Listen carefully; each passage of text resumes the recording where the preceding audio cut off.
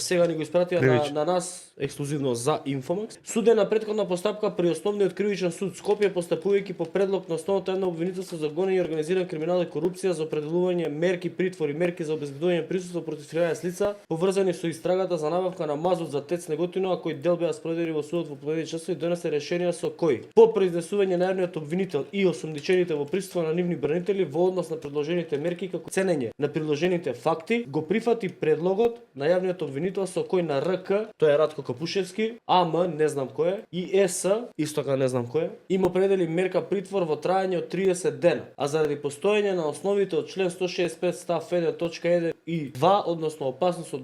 бегство и околности кои кажуваат дека ќе попречи истрагата со влијание на сведоци, во однос на осомничениот АЈ, тоа е Асмир Јаховски или Пуцко Малиот, по произнесување на осомничениот пред судија на претходна постапка, јавниот обвинител се согласи за промена на предлог за определување мерка притвор со предлог за определување на мерка куќен притвор, што беше прифатено од судија на претходна постапка. За останатите 7 осомничени кои беа спроведени во судот, судијата го прифати предлогот на јавниот обвинител и донесе решение за определување на мерка за предпазливост. Против овие решенија странките имаат право на жалба пред кривичниот совет. Во кратки црти, во притвор ќе одат тие кои што работеле на набавките за мазутот, а оние кои што не работеле и за нив у суштина и нема докази, ќе одат у куќен притвор. На кратко, ова ќе биде епски криминал како Крмзов. И ова од сега ви го тврдам.